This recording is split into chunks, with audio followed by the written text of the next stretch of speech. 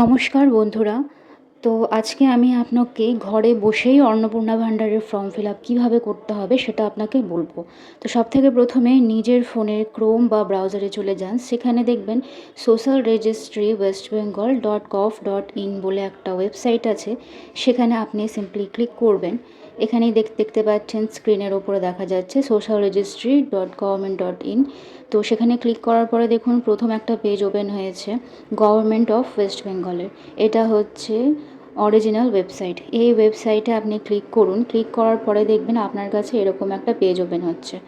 সেই পেজের ওপরে দেখুন সিটিজেন ফ্যামিলি লগ ইন একটা অপশান দেখাচ্ছে আর একটা ডিপার্টমেন্ট অফিসার লগ ইন দেখাচ্ছে। তো আপনি সবথেকে প্রথমে সিটিজেন ফ্যামিলি লগ ইন যেটা আছে সেটার ওপরে ক্লিক করবেন। আর তার নিচে দেখুন লেখা আছে অ্যাক্সেস সিটিজেন পোর্টাল, মানে এটা হচ্ছে নিজে থেকে বাড়িতে বসে যাতে করে সবাই করতে পারেন সেই জন্য এই পোর্টালটা দেওয়া হয়েছে। তো সেখানে ক্লিক করার পরে আপনি দেখতে পাচ্ছেন পশ্চিমবঙ্গ সরকারের একটা পেজ ওপেন হয়েছে যেটা হচ্ছে অ্যাপ্লিকেন্ট লগ ইন, মানে আপনি নিজে থেকে সেটাকে লগ ইন করতে পারবেন। প্রথমেই আপনি দেখুন সিলেক্ট ইউর ডিস্ট্রিক্ট, মানে নিজের ডিস্ট্রিক্টটাকে সিলেক্ট করতে বলা হচ্ছে। ওখানে নিচে দেখুন চেক বক্স আছে, সেই চেক বক্সে গিয়ে কিন্তু আপনাকে নিজের ডিস্ট্রিক্টটা সিলেক্ট করে নিতে হবে।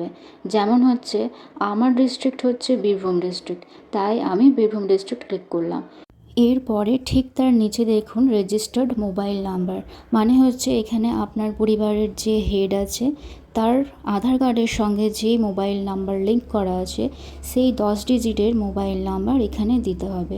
এবং সেখানে 10 ডিজিটের মোবাইল নাম্বার দিয়ে দেওয়ার পরে যে ক্যাপচাটা আছে সেই ক্যাপচাটার যোগফল নিচের বক্সে বসিয়ে দিয়ে রিকোয়েস্ট ওটিপি করতে হবে। রিকোয়েস্ট ওটিপিতে করে নেওয়ার পরে আপনি যে মোবাইল নাম্বারটা দিয়েছেন সেই মোবাইল নাম্বারের মধ্যে আপনার কাছে কিন্তু একটা 6 ডিজিটের ওটিপি যাবে। সেই ওটিপিটা নিচের বক্সে বসিয়ে দিতে হবে। মনে রাখবেন যেই নাম্বারটা আপনি দিয়েছেন সেই ফোন নাম্বারে কিন্তু ওটিপি আসবে। তারপরে নিচের ভেরিফাই ও কন্টিনিউ করতে হবে ওটিপিটা বসিয়ে। এরপর দেখুন একটা পেজ ওপেন হয়েছে, সেখানে দেখুন head of family. Head of family বলতে এখানে কিন্তু আপনার ফ্যামিলিতে যে হেড আছে, যেমন আপনার বাবা হতে পারে, আপনার মা হতে পারে, আপনি স্বয়ং নিজেও হতে পারেন অথবা আপনার দাদা হতে পারে, যে হেড অফ ফ্যামিলি সেটা কিন্তু সেখানে দিতে হবে। তারপরে নেক্সট দেখুন অ্যাড মেম্বার।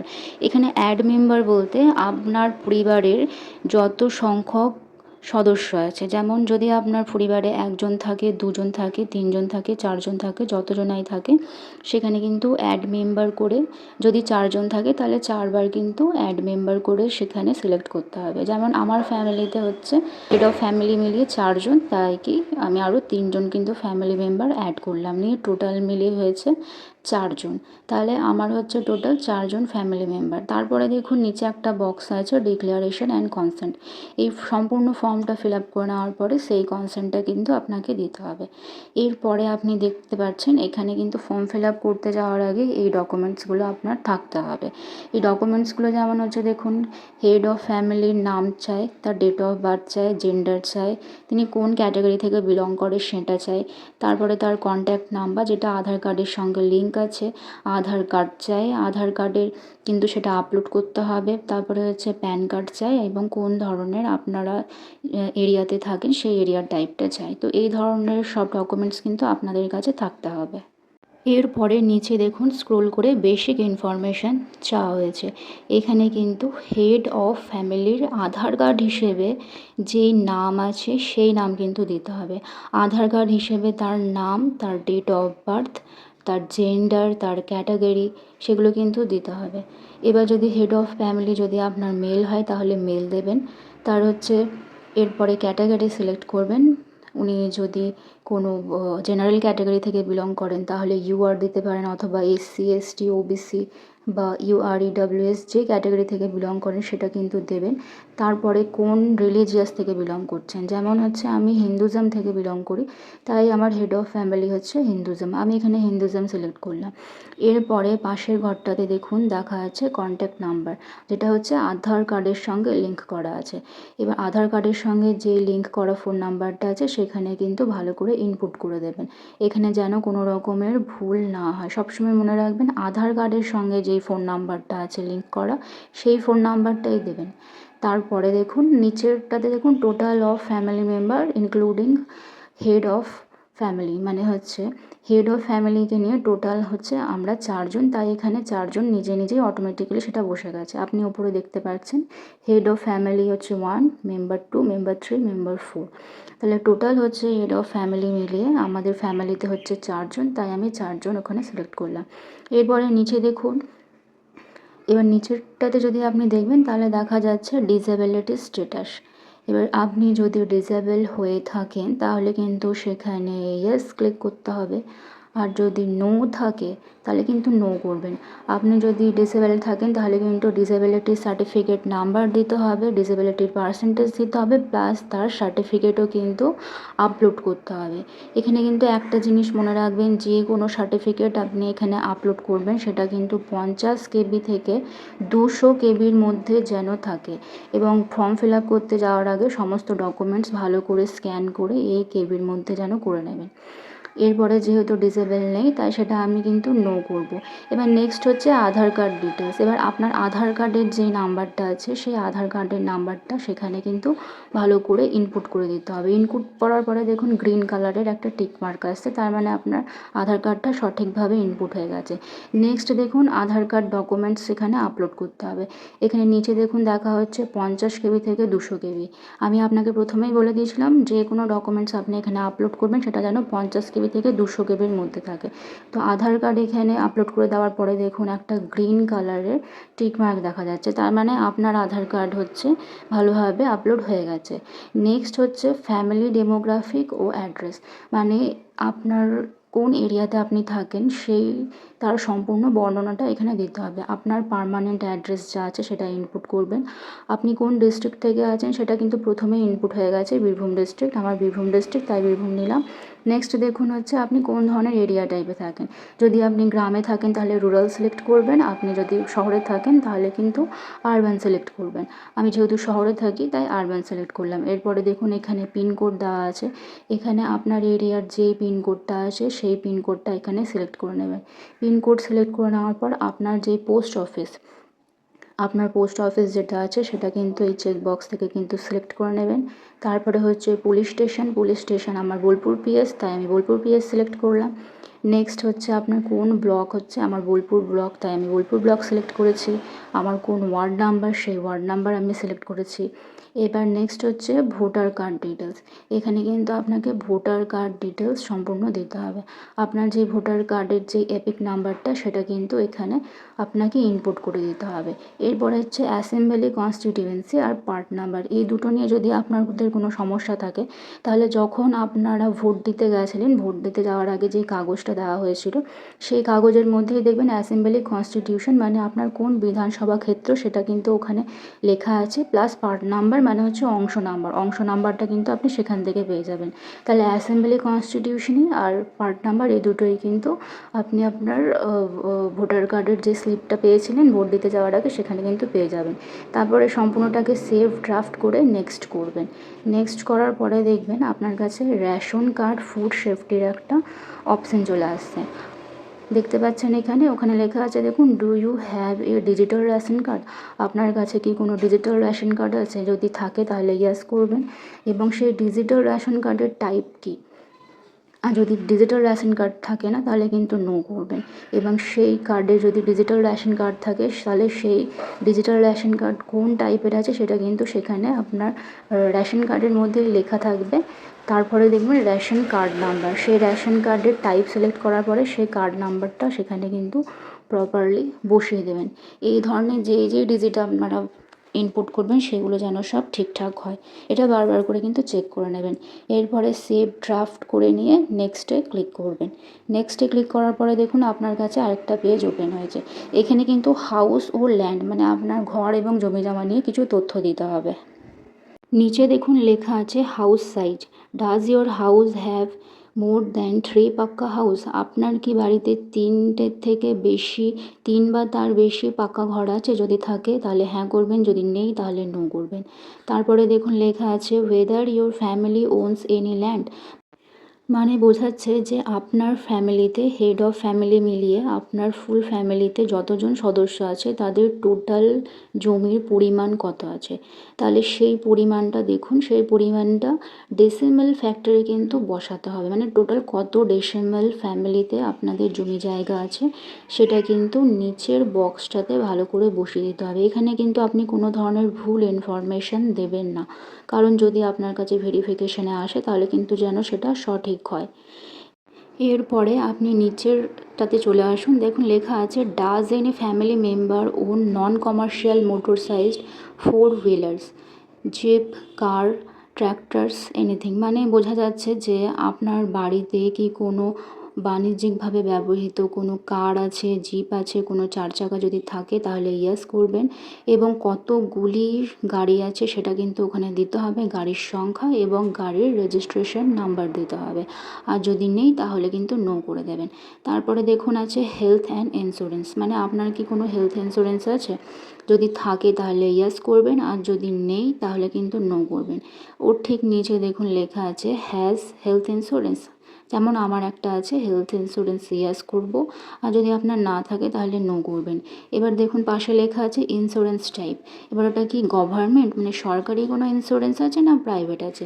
আমার যেমন ইন্স্যুরেন্স হচ্ছে সরকারি, তাই আমি গভর্নমেন্ট সিলেক্ট করলাম। এবার গভর্নমেন্ট স্কিমের নাম ওখান থেকে কিন্তু সিলেক্ট করে নিতে হবে, যেমন হচ্ছে আমার গভর্নমেন্ট হচ্ছে স্বাস্থ্যসাথী স্কিম, তো স্বাস্থ্যসাথী স্কিম সেখানে আমি সিলেক্ট করে নিলাম। এবং পাশে দেখুন লেখা হচ্ছে ইউআরএন নাম্বার, এই ইউআরএন নাম্বার দেখবেন স্বাস্থ্যসাথী কার্ডের মধ্যেই লেখা আছে, তো সেই ইউআরএন নাম্বারটা এখানে ভালো করে ইনপুট করতে হবে। এবং ইনপুট করে নেওয়ার পরে সেভ ড্রাফট করে নেক্সট করবেন, নেক্সট করার পরে দেখবেন এই একটা পেজ ওপেন হয়েছে।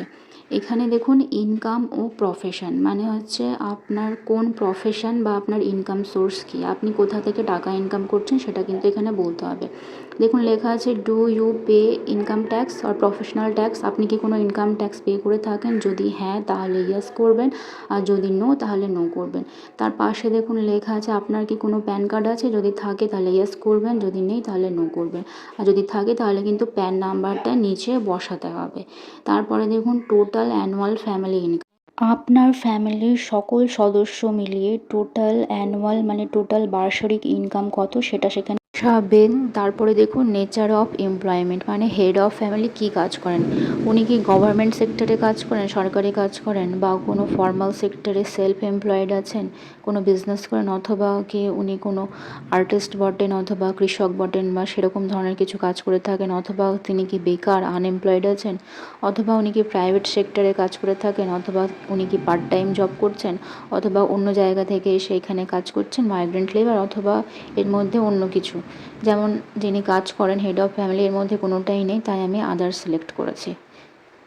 তারপরে দেখুন নেক্সট আছে হেড অফ ফ্যামিলির কিন্তু এখানে হাইয়েস্ট কোয়ালিফিকেশন দিতে হবে। আপনার যদি হেড অফ ফ্যামিলির শিক্ষিত থাকে সেখানে কিন্তু, অশিক্ষিত থাকলে ইলিটারেট দেবেন, আর যদি কোনো পড়াশোনা করে থাকেন সেখান থেকে কিন্তু সিলেক্ট করে নেবেন 10th 12th উচ্চ মাধ্যমিক, গ্র্যাজুয়েশন, পোস্ট গ্র্যাজুয়েশন, যা তার কোয়ালিফিকেশন সেটা সিলেক্ট করবেন। আমার যেমন হেড অফ ফ্যামিলি ইলিটারেট, তাই আমি ইলিটারেট সিলেক্ট করলাম। নেক্সট দেখুন লেখা আছে are you a former current holder of a constitutional post, minister, MPs, MLAs, urban local bodies আর পঞ্চায়েত লোকাল বডিজ, মানে আপনি কি আগে বা এখনও কোথাও কনস্টিটিউশনাল বডিতে কর্মরত আছেন? যদি থাকে তাহলে ইয়েস করবেন, যদি নয় তাহলে কিন্তু নো করবেন। তারপরে নিচেরটাতে দেখুন লেখা আছে are you a government pensioner, আপনি কি কোনো গভর্নমেন্ট সেক্টর থেকে পেনশন পান? যদি পান তাহলে ইয়েস করবেন, যদি পান না তাহলে নো করবেন। Are you a registered under GST, আপনি কি কোনো জিএসটি পে করেন? যদি থাকে তাহলে কিন্তু পাশের ঘরটাতে জিএসটিআই এর নাম্বারটা দিতে হবে, যদি নেই তাহলে নো করে দেবেন। তারপরে সিম্পলি সেভ ড্রাফট করে নেক্সট করবেন। সেভ ড্রাফটে নেক্সট করার পরে কিন্তু আপনার কাছে একটা এরকম পেজ ওপেন হবে। এই পেজটা দেখুন লেখা আছে আদার আইডেন্টিটি ডকুমেন্টস, মানে হচ্ছে আপনার অন্যান্য পরিচয়পত্র কিছু ডকুমেন্টস দিতে হবে। দেখুন লেখা আছে have you applied under CAA, আপনি কি কোনো নাগরিক সংশোধন নিয়মে কিছু অ্যাপ্লাই করেছিলেন? যদি অ্যাপ্লাই করে থাকেন তাহলে লিখবেন, যদি ইস্যুড থাকে তাহলে সেটাতে ক্লিক করবেন, বা যদি এসব কোনো না থাকে তাহলে নট অ্যাপ্লিকেবল করে দেবেন। আমার সেরকম কোনো সমস্যা নেই, তাই নট অ্যাপ্লিকেবল করলাম। তারপরে হচ্ছে এসআইআর 2026 ট্রিব্যুনাল স্ট্যাটাস, আপনি কি 2026-এ যে এসআইআর ফর্ম হয়েছিল সেখানে কি আপনার কেস কোনো পেন্ডিং আছে, বা আপনার কি সেখানে নাম ছিল বা নেই? সেটা যদি কেস পেন্ডিং থাকে তাহলে ইয়েস করবেন, বা যদি এখনও সেই সমস্যার সমাধান হয়নি তাহলে সেটা নো করবেন। আর যদি কোনো সমস্যাই ছিল না, আপনি ভোট দিতে পেরেছিলেন, তাহলে নট অ্যাপ্লিকেবল করে দেবেন। তারপর নেক্সট সেভ ড্রাফট করে নেক্সট করবেন। সেভ ড্রাফটে নেক্সট করার পরে দেখুন আপনার কাছে আরেকটা পেজ ওপেন হবে। এখানে কিন্তু গভর্নমেন্ট পেনশন ও স্কিমের কথা বলা হচ্ছে। Receiving government scheme benefits via DBT, আপনি কি ডিবিটির থ্রু কোনো গভর্নমেন্ট স্কিম থেকে কোনো কিছু পান? যদি কোনো গভর্নমেন্ট স্কিম পেয়ে থাকেন তাহলে ইয়েস করবেন, এবং সেখান থেকে কি আপনি যদি না পেয়ে থাকেন তাহলে নো করবেন। এবার এখানে দেখুন লেখা আছে স্কিম নেম, আপনি কোন স্কিম পেয়েছেন সেই স্কিমের নামটা কিন্তু এখানে দিতে হবে। যেমন আমার স্বাস্থ্যসাথী কার্ড হেড অফ ফ্যামিলির আছে, তাই হেড অফ ফ্যামিলির শুধু স্বাস্থ্যসাথী পান, তাই সেখানে আমি স্বাস্থ্যসাথী করলাম। এবার দেখুন লেখা আছে ওয়ান টু অপ্ট আউট, আপনি কি এই স্কিম থেকে প্রত্যাহার করতে চান? তাহলে যদি করতে চান তাহলে ইয়েস করবেন, আর যদি করতে চান না, আপনি যদি সেই স্কিম পেতে চান তাহলে কিন্তু নো করবেন। সবসময় মনে রাখবেন যে কোনো স্কিম আপনি যদি কন্টিনিউ পেতে চান তাহলে কিন্তু ওয়ান টু অপ্ট আউটের জায়গায় সবসময় কিন্তু নো করবেন, এই জিনিসটা যেন মাথায় থাকে। ফর্মটা শেপ ড্রাফট করে নেবেন। এতক্ষণ অবধি কিন্তু হেড অফ ফ্যামিলির ফুল ইনফরমেশান দেওয়া হলো। এরপরে ওপরটায় চলে আসবেন, দেখুন মেম্বার 2, এই মেম্বার 2 হচ্ছে আপনার পরিবার সদস্য। তিনি যদি অ্যাডাল্ট থাকেন তাহলে অ্যাডাল্টে ক্লিক করবেন, বা সে যদি বাচ্চা থাকে তাহলে চাইল্ডে ক্লিক করবেন। আমি কিন্তু এখানে অ্যাডাল্টে ক্লিক করলাম। এখানে কিন্তু অ্যাডাল্ট বলতে যিনি আছেন তিনি কিন্তু অন্নপূর্ণা ভাণ্ডারের জন্য তার কিন্তু এই ফর্মটা ফিল আপ করবো। এখানে একটা কথা বলে রাখি, আপনার পরিবারে যদি 1 জন বা 2 জন বা 3 জন বা যতজনই অন্নপূর্ণা ভাণ্ডারের জন্য অ্যাপ্লাই করছেন তারা সবাই কিন্তু এই একটা ফর্মেই কিন্তু করে নিতে পারবেন। এর জন্য কিন্তু আপনাকে অন্য কোনো ফর্ম ফিল আপ করতে হবে না। এই একটা ফর্মের মধ্যেই কিন্তু আপনি 1 জন 2 জন 3 জন 4 জন যতজনারই অন্নপূর্ণা ভাণ্ডারের জন্য অ্যাপ্লাই করছে সেই একটা ফর্মেই কিন্তু হয়ে যাবে। এরপর আধার কার্ড অনুযায়ী মেম্বার 2 এর নাম এখানে ফর্ম ফিল করব। এখানে মেম্বার 2 এর আধার কার্ড অনুযায়ী তার নাম, হেড অফ ফ্যামিলির সঙ্গে তার রিলেশন দেব, date of birth, gender, category, religious, এগুলো সমস্তটাই হেড অফ ফ্যামিলির যেমন ফিল করেছিলাম সেভাবেই দেব। তারপর আধার কার্ডের সঙ্গে যে মোবাইল নাম্বার লিঙ্ক করা আছে সেই লিঙ্ক করা নাম্বারটি দেব। তারপরে উনি ডিসেবল আছেন কিনা, যদি থাকেন তাহলে ইয়েস করে তার ডিসেবিলিটি সার্টিফিকেট, তার পার্সেন্টেজ এবং ডকুমেন্ট আপলোড করে দেব। তারপরে আধার নাম্বারটি সেখানে ইনপুট করে দিয়ে আধার কার্ডটি আপলোড করে দেবো। আধার কার্ড আপলোড করে দেওয়ার পরে দেখুন ভোটার কার্ডের আসবে, সেই ভোটার কার্ডের এপিক নাম্বারটি সেখানে দেবো, অ্যাসেম্বলি, কনস্টিটিউশন এবং পার্ট নাম্বার লিখে দিয়ে ভোটার কার্ডটি সেখানে আপলোড করে দেবো।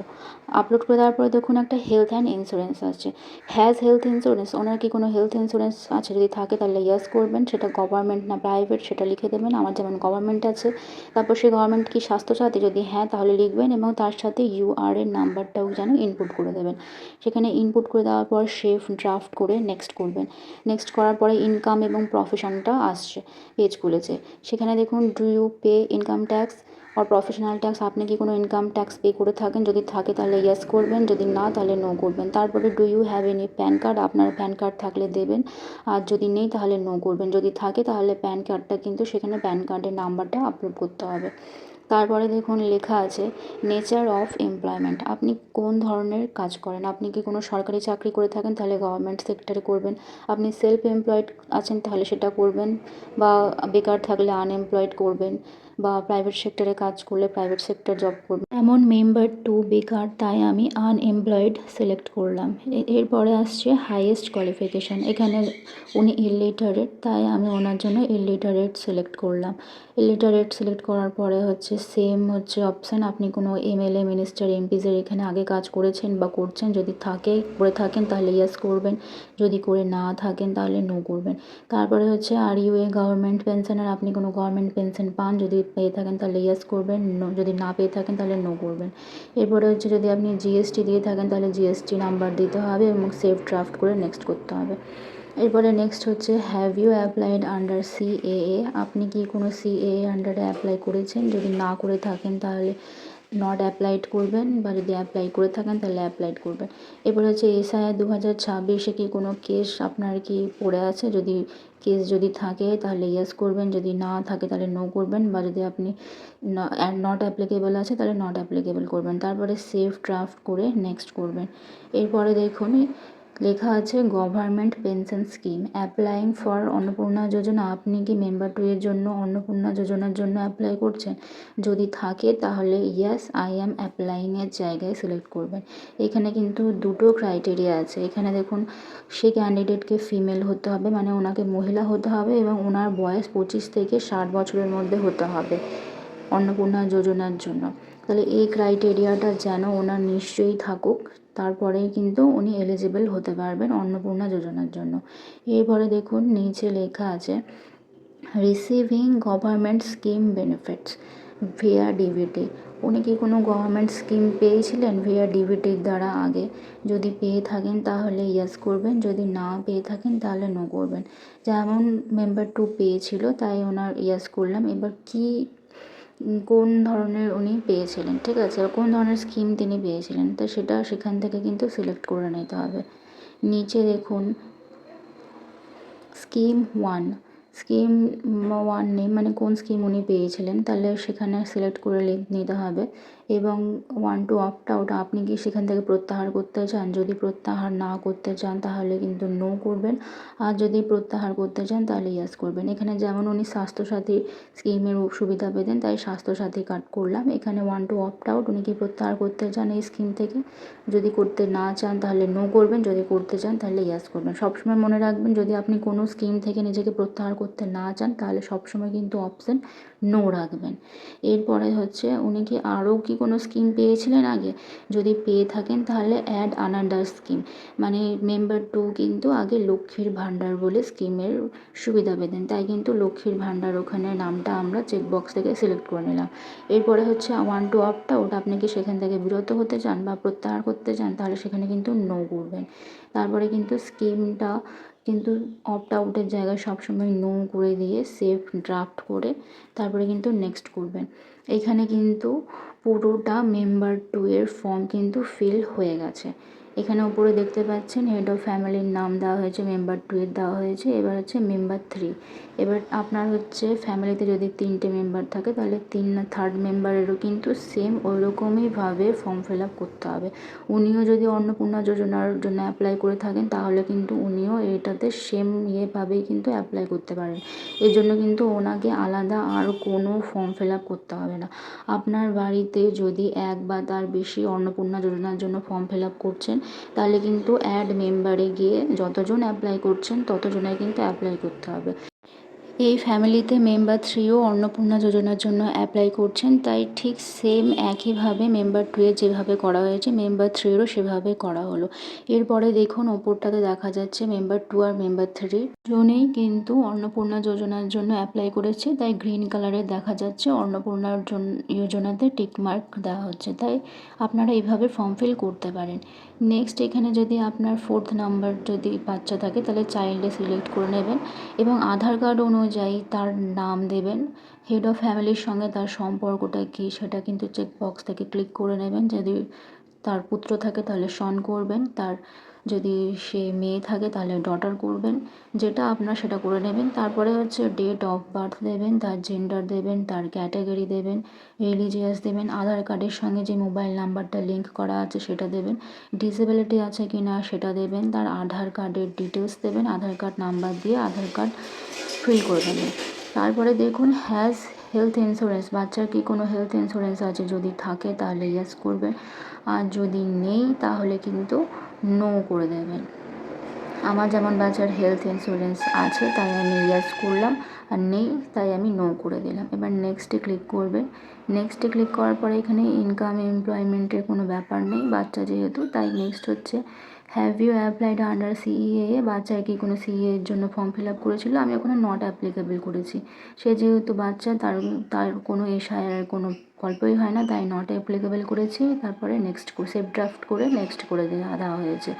নেক্সট করে দেওয়ার পরে এখানে হচ্ছে government pension scheme via DBT, government scheme থেকে কি কোনো ডিবিটি থ্রু সে কিছু স্কিমের সুবিধা পায়, তা যদি পেয়ে থাকে তাহলে ইয়েস, যদি না তাহলে নো। এরপরে হচ্ছে বাচ্চার ফ্যামিলি অ্যাটেন্ডিং স্কুল, মানে হচ্ছে বাচ্চাটা কোন ধরনের স্কুলে যায়, বাচ্চাটি কোন ক্লাসে পড়ে। এখানে দেখুন গ্রেড লেখা আছে, কোন ক্লাসে পড়ে সেই বাচ্চার ক্লাসটা এখানে সিলেক্ট করে নেবেন। এবং বাচ্চা যদি ক্লাস 4-এ পড়ে থাকে তাহলে 4 করবেন। আমি এখানে ক্লাস 1 করলাম। এবার হচ্ছে এখানে স্কুল নেম, এখানে স্কুলের নাম দিতে হবে, বাচ্চাটি কোন স্কুলে পড়ে সেখানে একটা স্কুলের নাম দিয়ে দিতে হবে। মানে এসকেবি স্কুল আমি দিয়ে দিয়েছি। এবার কোন ধরনের স্কুলে ও পড়ে, সে কি গভর্নমেন্ট স্কুলে পড়ে না প্রাইভেট স্কুলে পড়ে না কোনো মাদ্রাসাতে পড়ে, সেটা কিন্তু এখানে সিলেক্ট করে নিতে হবে। যেমন প্রাইভেট স্কুলে পড়ে আমার বাচ্চা। তারপরে হচ্ছে চিলড্রেনের বাচ্চার ভ্যাকসিনেশন হয়ে গেছে, যদি হয়ে থাকে তাহলে কমপ্লিট করে দেবেন, আর যদি না তাহলে কিন্তু নট ভ্যাকসিনেটেড করবেন। এরপরে কিন্তু বাচ্চারও কিন্তু ফর্ম ফিল হয়ে গেছে। বাচ্চারও ফর্ম ফিল হয়ে যাওয়ার পরে উপরে দেখুন ডিক্লারেশন এবং কনসেন্ট দেওয়া আছে, ওখানে ক্লিক করার পরে দেখুন নিচে একটা বক্সের মতো চেক বক্স আছে, সেই চেক বক্সে কিন্তু ক্লিক করে দিয়ে সাবমিট অ্যাপ্লিকেশনে ক্লিক করার পরে কিন্তু আপনার ফর্মটা পুরোপুরি ভালোভাবে কিন্তু সাবমিট হয়ে যাবে। এখানে আপনার ফুল ফ্যামিলির ডিটেলস আপনি ক্লিক করে দিয়েছেন, এখানে চেক বক্সে ক্লিক করে দিয়ে সাবমিট অ্যাপ্লিকেশনে ক্লিক করুন এবং আপনার ফর্মটি ফিল আপ হয়ে গেছে। ফর্ম ফিল আপ সাবমিট অ্যাপ্লিকেশনে ক্লিক করার পরে আপনার কাছে এরকম একটা মেসেজ দেওয়া হয়েছে এবং অ্যাপ্লিকেশন আইডি দেওয়া হয়েছে। সেই আইডি থেকে আপনি আপনার অ্যাপ্লিকেশন স্ট্যাটাস পরে চেক করবেন। এই অ্যাপ্লিকেশনের যেন স্ক্রিনশট বা প্রিন্ট আউট বার করে নিজের কাছে অতি অবশ্যই রাখবে। ভিডিওটি ভালো লাগলে লাইক করে সাবস্ক্রাইব করে যাবেন। Thank you.